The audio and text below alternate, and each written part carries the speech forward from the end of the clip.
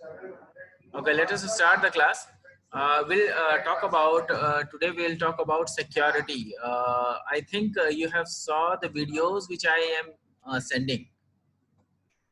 Hopefully आप लोगों ने देख लिया होगा जो videos मैंने भेजे हैं वो आप लोगों ने देखा है.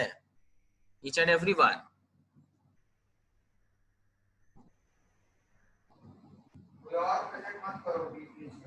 Unmute yourself. You can unmute yourself and ask me.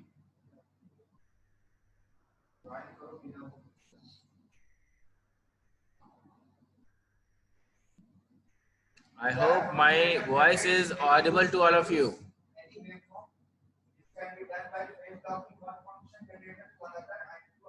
Have you gone through all the videos which I am trying to send, which I am sending you?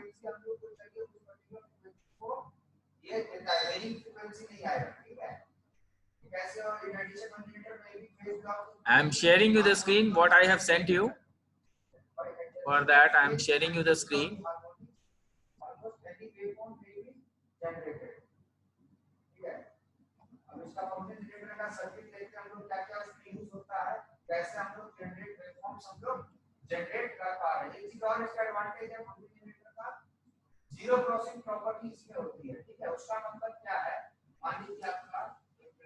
देखिएगा, actually these were the notes which I have already sent you. इसमें आप देखिए, in module 1 introduction was there, computer security, network security, internet security. Any problem in it? किसी को इसमें कुछ पूछना है? सभी लोगों को मेरी आवाज जा रही है? आकाश,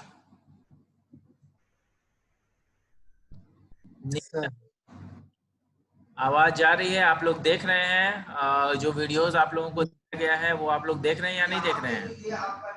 देख रहे हैं सर। अभी तक किसी में कोई प्रॉब्लम हुई है? सर बताइए। कोई दिक्कत नहीं sir. Swati, Rashmi, I am trying to send you all the notes even. कुछ भी है जो भी आपका जो मैं पढ़ा रहा हूँ, जो भी मैं आपको बता रहा हूँ उसका वीडियोस भी सेंड कर रहा हूँ, उसको पीपीटी से भी बता रहा हूँ और उसका नोट्स भी शेयर कर रहा हूँ। ठीक है, इसमें देखिए मॉड्यूल 1 है, इंट्रोडक्शन है। क्या आप लोगों ने इसको पढ़ लिया है? ये आपको भेजा जा चुका था। बेसिक कुछ नहीं है इसमें। इसमें सिक्योरिटी अटैक्स के बारे में थोड़ा बहुत बताया हुआ है, सिक्योरिटी मैकेनिज्म है। ये जो सिक्योरिटी अटैक, सिक्योरिटी सर्विसेज और मैकेनिज्म है, दिस इज बेसिकली OSI में जो आपका स्ट्रक्चर होता है, OSI में जो OSI सिक्योरिटी आर्किटेक्चर है, वो चीज जो है यहाँ पे बताई गई है ना? तो यहाँ पर आई डोंट थिंक कि anybody should have any problem. ठीक है, अब यहाँ पर ये देखिएगा कि जो सिक्योरिटी अटैक है, सिक्योरिटी मैकेनिज्म है और सिक्योरिटी सर्विसेज है, इसमें जो है आपके कुछ छोटे थोड़े बहुत कॉन्सेप्ट जिसको कि डिटेल में बाद में हमने डील भी किया है। यहाँ पर देखिएगा कि बेसिक कॉन्सेप्ट्स है जो कि क्रिप्टोग्राफी का मैंने दिया था। क्रिप्टोग्राफी क्या होता है, प्लेन टेक्स्ट क्या होता है, साइफर टेक्स्ट क्या होता है, एनकोडिंग क्या होता है, डिकोडिंग क्या होता है जिसको कि एनसाइफर भी बोलते हैं, डिसाइफर बोलते हैं, क्रिप्ट एनालिसिस क्या होता है, cryptology. These are the basic terms, है ना? These are the basic terms which has already been discussed with you. Now the next thing is that what is cryptography has been already discussed with you.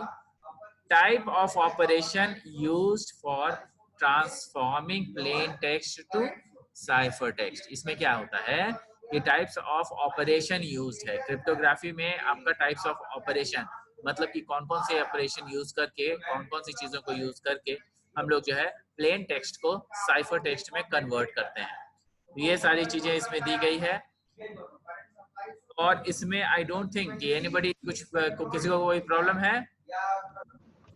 Anyone? अभी तक में कोई problem है? Yes Neeraj, tell me, क्या problem है?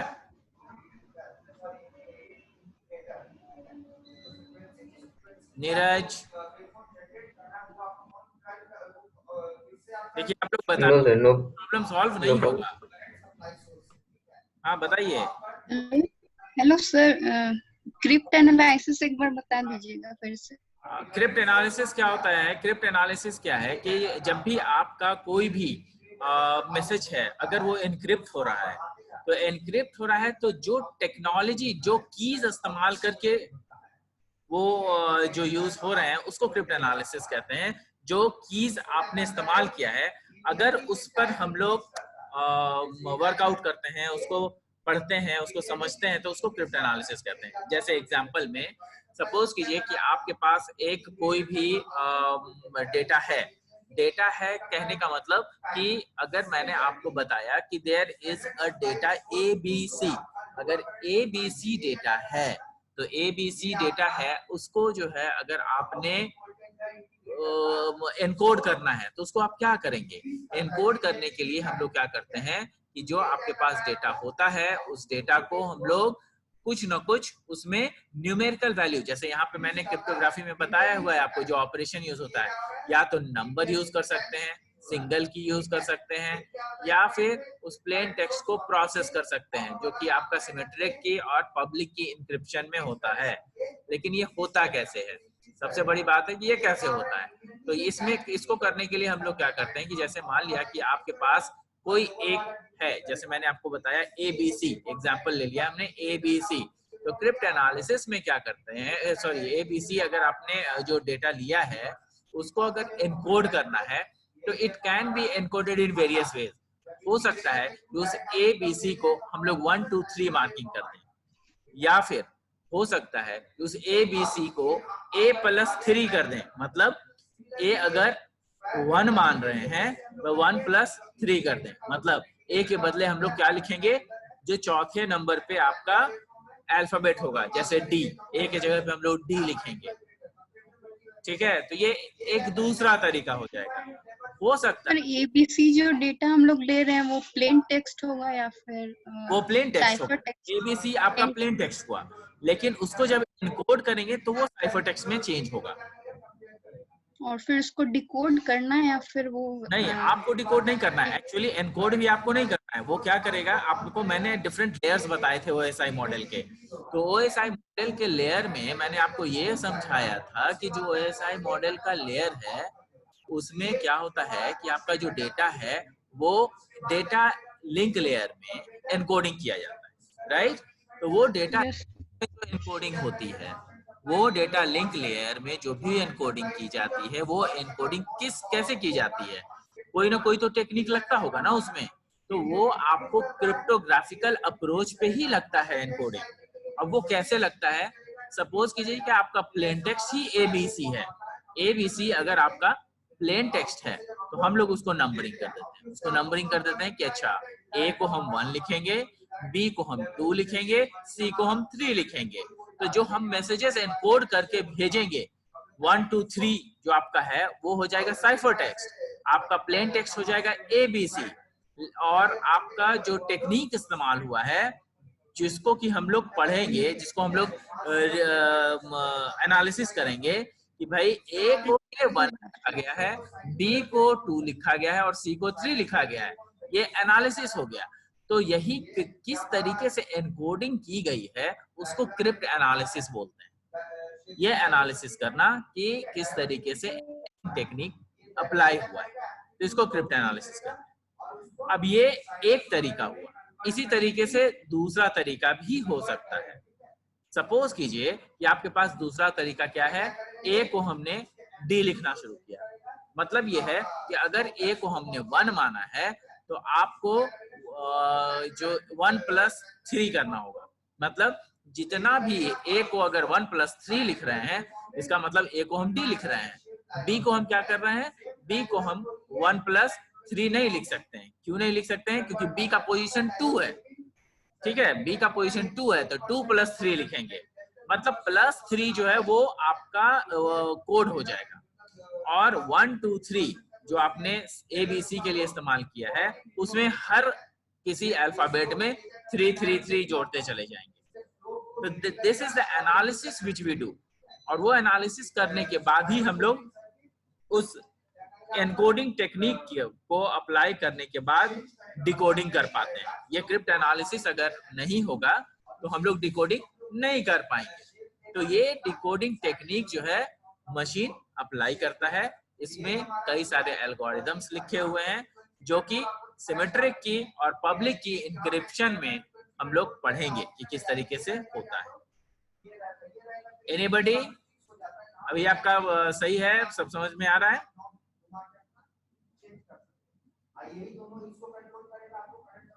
Anybody who wants to ask any more questions?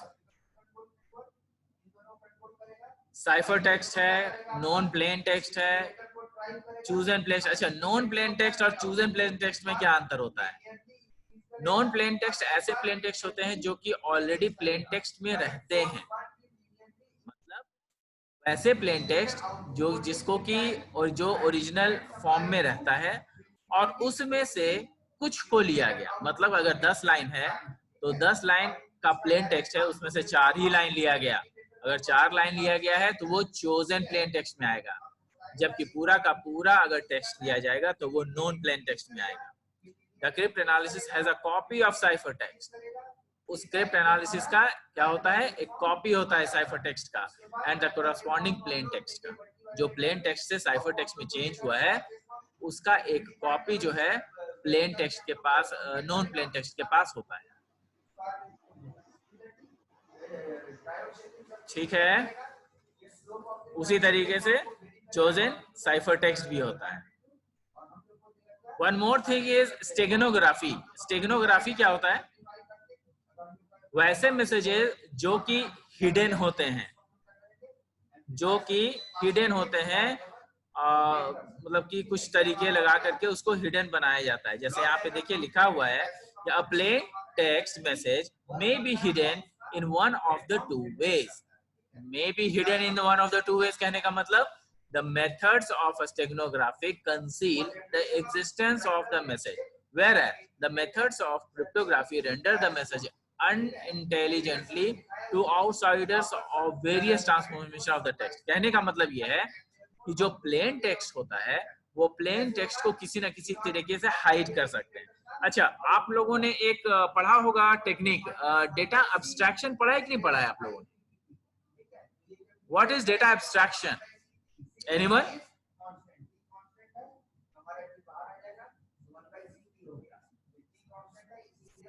Anyone? What is data abstraction? Yes, Rashmi, tell me.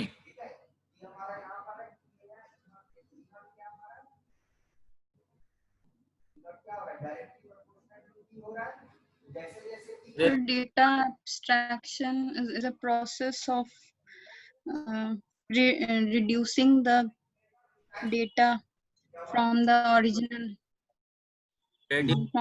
substance. Hello sir.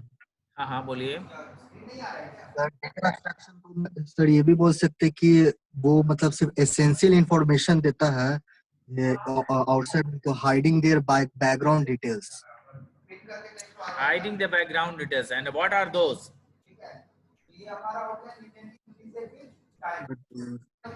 Sir, means it represent the needed information in program without presenting the detail.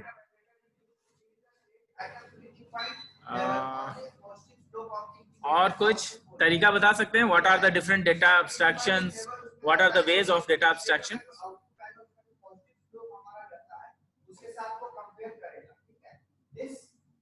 Anyone who can tell about the data abstraction ways?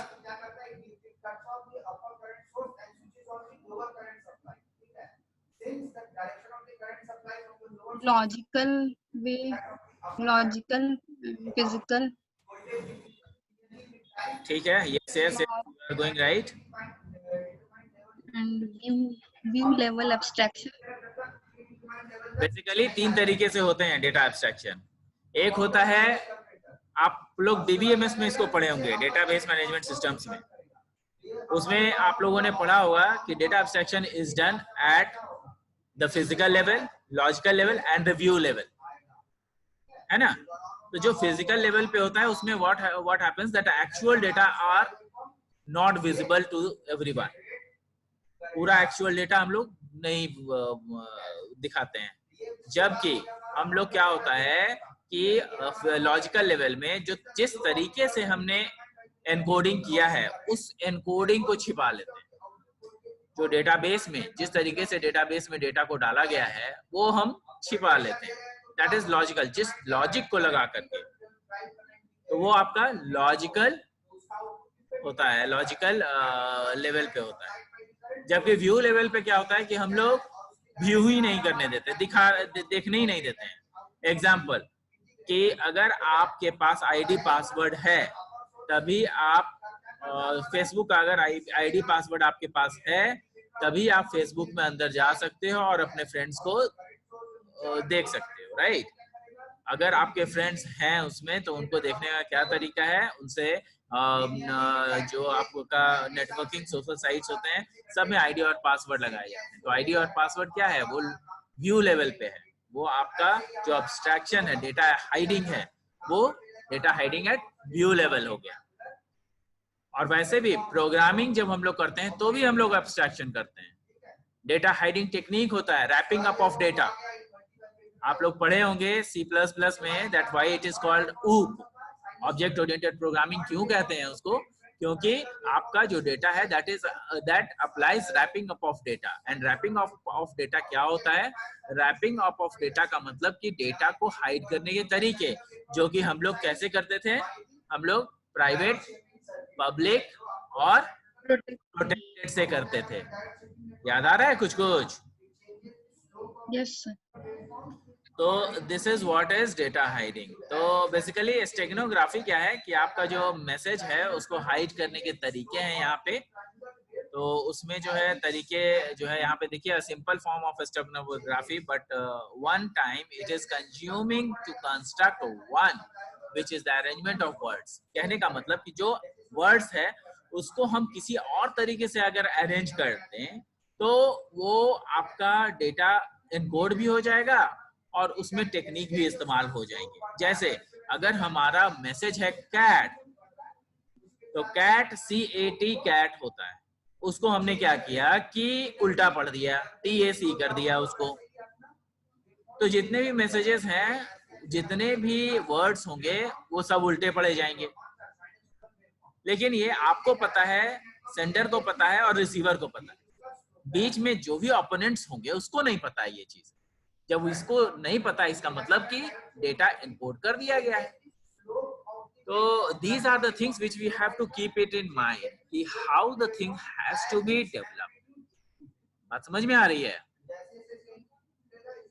तो इसको आप लोग पढ़ लेंगे और ये पूरा notes मैंने आपको भेज दिया है। आगे भी मैंने जो पढ़ाया है उसको भी मैं दिखा देता हूँ, आपको शेयर करा देता हूँ। ये देखिए, सिक्योरिटी सर्विसेज मैंने बताई थी। सिक्योरिटी सर्विसेज में 3 चीजें बताई थी मैंने। उसमें क्या होता है, सिक्योरिटी सर्विसेज में सॉरी कई सारी चीजें हैं, लेकिन सिक्योरिटी सर्विसेज ये सब जो है OSI आर्किटेक्चर के, OSI सिक्योरिटी आर्किटेक्चर के पार्ट हैं। तो OSI सिक्योरिटी आर्किटेक्चर कैसे होते हैं? OSI सिक्योरिटी आर्किटेक्चर में 3 चीजें होती हैं, सिक्योरिटी सर्विसेज, सिक्योरिटी अटैक्स और सिक्योरिटी मैकेनिज्म। ठीक है, तो जिसमें कि हम लोगों ने सिक्योरिटी अटैक्स को कर लिया था। आज हम लोग सिक्योरिटी सर्विसेज और सिक्योरिटी मैकेनिज्म करेंगे। सिक्योरिटी अटैक्स क्या था वो मैंने नीचे लिखा हुआ है, देख लीजिएगा। सबसे पहले उसी को कर लेते हैं, एक बार रिवाइज हो जाएगा।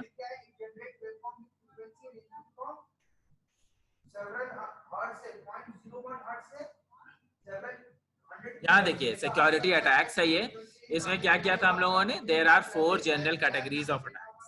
उसमें क्या होता है सिक्योरिटी अटैक्स में, एक इंटरप्शन होता है, दूसरा इंटरसेप्शन होता है, तीसरा मॉडिफिकेशन होता है और चौथा फैब्रिकेशन होता है, जिसका कि मैंने वीडियो में जिक्र भी किया था। तो इसमें इंटरप्शन में क्या होता है कि जैसे 2 वायर हैं जो 2 कंप्यूटर आपस में जुड़े हुए हैं और या फिर नेटवर्क्स के साथ जुड़े हुए हैं, तो अगर एक्चुअली कनेक्शन ही काट दिया गया, वायर काट दिया गया या फिर कोई डिस्ट्रप्शन आ गया, ऐसा जैसे कि आपका जो हार्ड डिस्क है वो खराब हो गया, कुछ ऐसी प्रॉब्लम आ गई जिसके कारण जो है आपका डेटा जा ही नहीं सकता है, तो दैट इज कॉल्ड इंटरप्शन। जबकि इंटरसेप्शन में क्या होता है, इंटरसेप्शन में क्या होता है कि जब भी कोई अनऑथराइज्ड पार्टी किसको कहते हैं? अनऑथराइज्ड पार्टी कौन कौन हो सकते हैं बताइए, anybody? Attackers. Unauthorised party hackers हो सकते हैं। मतलब हैकर्स का मतलब जो या डेटा यूजर्स, को ऑब्वियसली कंप्यूटर प्रोफेशनल या यूजर्स होंगे, राइट?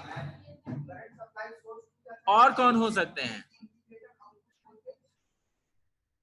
Unauthorised users?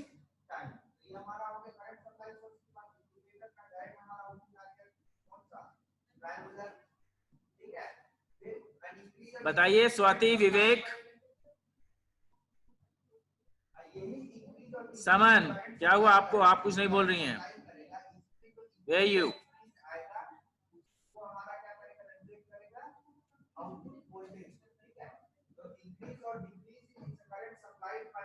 सब लोग ज्वाइन करके भाग जाते हैं क्या? क्या करते क्या है भाई? I don't understand. वीडियो भेजता हूँ वो देखना नहीं है, ज्वाइन करवाता हूँ कुछ पूछना नहीं है, बातें करता हूँ कुछ बोलना नहीं है। I don't understand what is going on.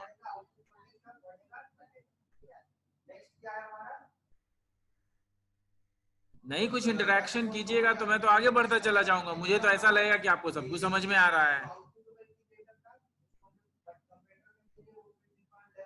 Unauthorised मतलब ऑब्वियसली हैकर होते हैं जो कि यूजर्स, अनऑथराइज्ड यूजर्स ही होते हैं, मतलब human being.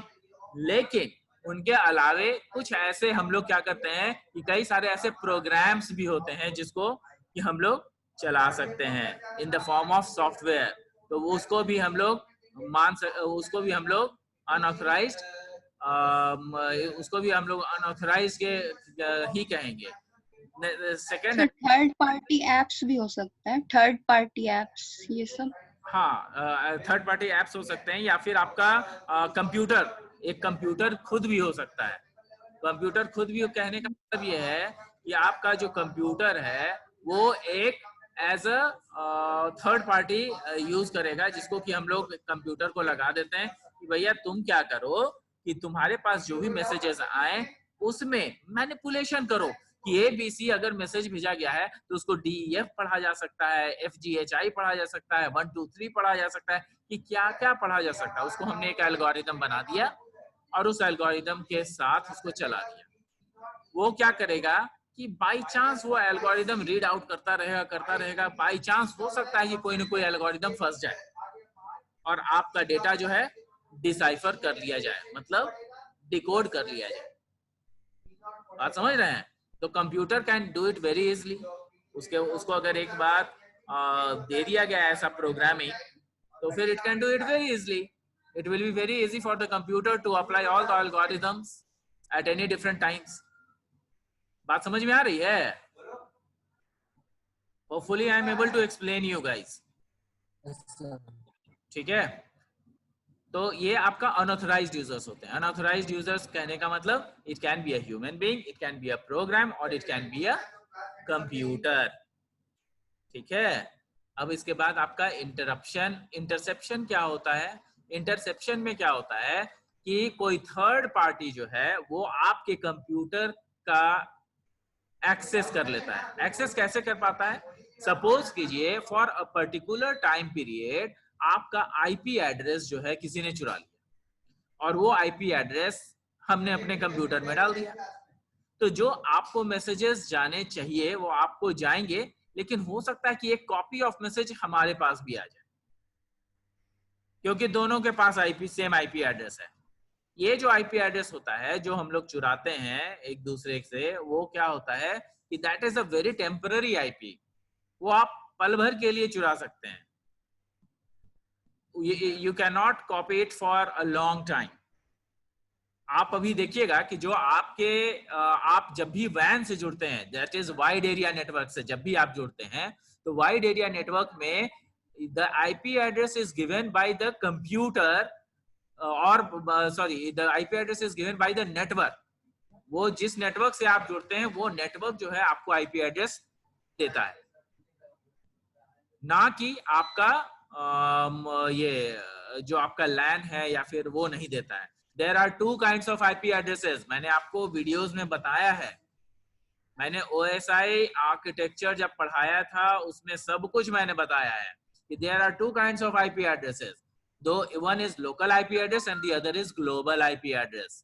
Local IP address is used when you are connected with a LAN, whereas global IP address is the IP address which is used or which can be joined only when you are connected to WAN, that is the wide area network।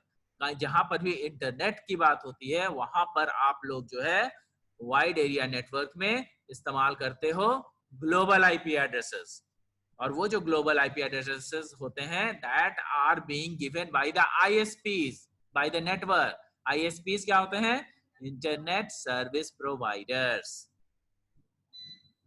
ठीक है, clear है everyone? Yes sir. Okay, तो ये जो IP addresses होते हैं वो आपका इंटरसेप्शन में क्या होता है कि मैंने भी एक आप लोग जो भी मैसेजेस था सेंडर और रिसीवर के बीच, उसमें आपने क्या किया कि आपने अपने कंप्यूटर को कनेक्ट किया और बाय चांस जो है कुछ पल के लिए आईपी एड्रेस आपने अपना चेंज कर लिया, बदल लिया, तो वो आईपी एड्रेस जो है आपको मिल जाता है। तो जब जैसे ही मिला आपके आईपी एड्रेस तो जो मैसेजेस वहां डिलीवर होने थे वो आपको भी डिलीवर हो गए, तो एक कॉपी आपके पास चला आया, दैट इज कॉल्ड इंटरसेप्शन। ठीक है, और दो अनऑथराइज्ड पार्टी जो है, एक पर्सन हो सकता है, एक प्रोग्राम हो सकता है, एक कंप्यूटर हो सकता है। ठीक है, नेक्स्ट इज मॉडिफिकेशन। मॉडिफिकेशन में क्या होता है कि हमने अनऑथराइज्ड मैंने एक्सेस तो कर लिया, आईपी एड्रेस तो मैंने ले ली डेस्टिनेशन की, लेकिन क्या हुआ क्या कि जो आईपी एड्रेस जाना चाहिए था डेस्टिनेशन पर, जो मैसेजेस जाने चाहिए थे वो अब मुझे डिलीवर हो गया। मैंने क्या किया कि उस मैसेजेस में कुछ चेंजेस कर दिए और वापस मैंने उसी डेस्टिनेशन पे आईपी एड्रेस को मैसेजेस को भेज दिया। कहने का मतलब कि आपको मैंने बताया था कि जिसमें कि आईपी एड्रेसेस जो है वो कुछ क्षण के लिए आपके पास आए, लेकिन वो आपके पास से फिर वापस दे दिया गया उसी को जिसके पास ओरिजिनली ये बिलोंग करता था, और तब तक आपने क्या किया कि मैसेजेस में कुछ चेंजेस कर दिए। So that is called security attacks modification. Whereas in fabrication, what happens that a different kind of messages is being inserted or deleted. अगर आपका रिकॉर्ड है तो वो रिकॉर्ड जो है मैं यहाँ से बैठ करके आपका आईपी एड्रेस ले करके और वहीं से डिलीट कर रहा हूँ, या फिर आपके रिकॉर्ड्स में कुछ मैंने इंसर्ट कर दिए जिससे कि आपका मैसेज जो है, जो ओरिजिनल मैसेज था वो बदल गया और उसमें जो है प्रॉब्लम अकर हो गया। Problem has been occurred into the computer record, तो उसमें क्या is been known as fabrication. तो ये सिक्योरिटी अटैक्स, इसका भी सारा वीडियोस वगैरह जा चुका है आपके पास, फिर भी मैं आपको बता दे रहा हूँ। ये सिक्योरिटी अटैक्स के बाद आपके पास है सिक्योरिटी सर्विसेज। सिक्योरिटी सर्विसेज में भी 4-5 चीजें होती हैं: confidentiality, authentication, integrity, non reputation, access control और अवेलेबिलिटी। ठीक है, कॉन्फिडेंशियलिटी क्या होता है? It ensures that the information in a computer are transmitted information. तो इसको जो देखिए, सिक्योरिटी सर्विसेज और सिक्योरिटी मैकेनिज्म हम लोग नेक्स्ट क्लास में करेंगे, एक्चुअली टाइम खत्म हो चुका है, तो please revise it what ever the notes is being sent to you, please go through it and you will find that it will be easy for you to make the notes. आप लोग notes वगैरह जो मैं दिया हूँ, it is just a reference, इसको reference मान के आप अपना notes खुद बनाइए, that will be very helping for you. It will really help you out in different ways to study. Hope I am able to explain you. Thank you. Thanks a lot. We'll meet in the next class. Anybody who wants to ask anything? किसी को कुछ पूछना भी है? Yes, sir. Nobody? Hello. Yes sir. हाँ, कोई yes sir बोल रहे हैं, बोलिए नीरज। हाँ सर, आईपी एड्रेस दूसरे को पता कैसे चलेगा?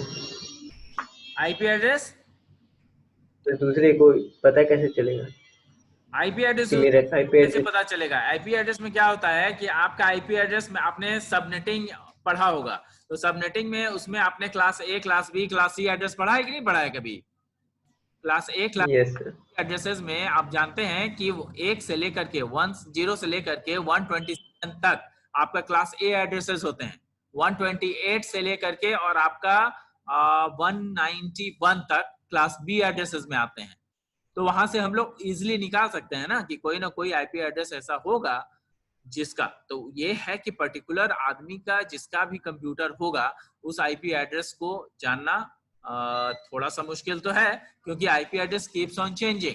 आईपी एड्रेस जो ग्लोबल आईपी एड्रेस है वो चेंज होता रहता है। अभी आपके मोबाइल में आप टाइप करके देखिएगा what is my IP, type करके देखिए what is my IP, Google में सर्च कीजिए व्हाट इज माई आईपी करके जो है एक साइट है, उसमें आपको दिखा देगा कि आपका आईपी एड्रेस क्या है।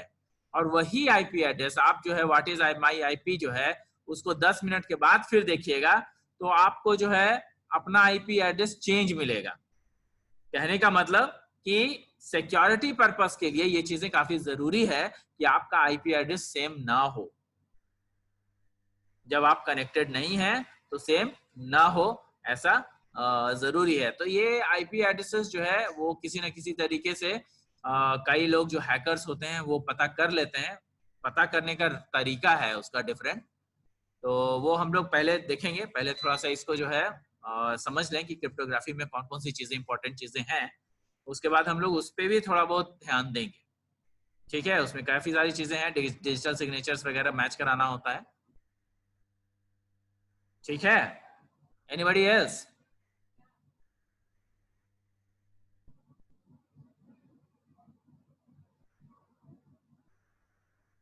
कुछ और भी है, कुछ पूछना है किसी को?